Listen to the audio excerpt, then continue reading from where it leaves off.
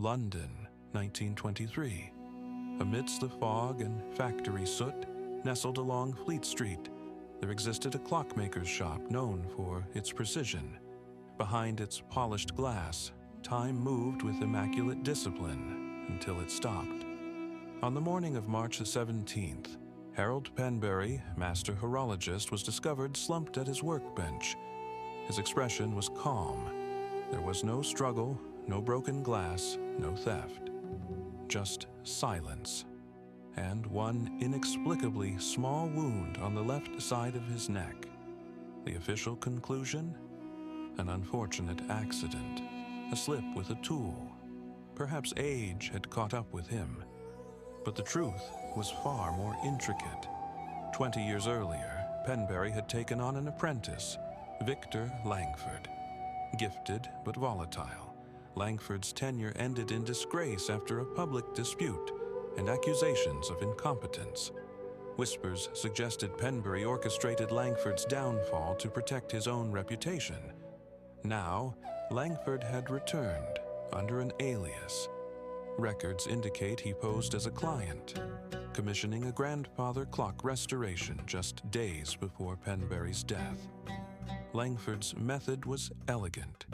He embedded a poison-tipped needle inside the winding mechanism. When Penberry tested the torque, the mechanism discharged. A puncture, barely noticeable. The toxin, curare, rendered him immobile within seconds.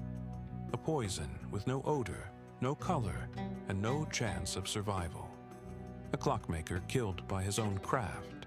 The perfect symmetry of irony. But while the police closed the file, one man would not.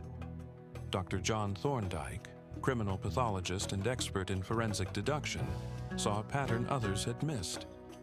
And he was listening. Dr. John Thorndike didn't believe in coincidences. When he saw Harold Penberry's body, he didn't see a tired old man. He saw a story waiting to be told in blood, metal, and silence. The wound was too precise. No bruising, no tearing, just a puncture, smaller than a needle's tip. Under his microscope, Thorndike found the first clue. Traces of curare, a poison, exotic, rare, and definitely not an accident. Thorndike turned his attention to the last object Penberry touched, a grandfather clock, recently repaired. Inside the winding key, he found it, a spring-loaded mechanism, armed with a needle-fine pin. A test on raw tissue produced the exact same wound. The murder weapon was hidden in plain sight, disguised as the very thing Penberry loved most. But who placed it there? The shop ledger held another clue, a mysterious appointment.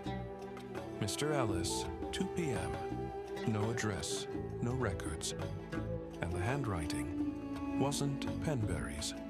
A handwriting expert confirmed what Thorndike suspected. It matched an old apprenticeship letter from one Victor Langford. Thorndike arranged a meeting. He questioned Langford about horology, poisons, and Penberry's downfall. Langford, smug but careful, said only, "You have no proof." Thorndike replied, "You're right, not yet, but proof, like time, always reveals itself."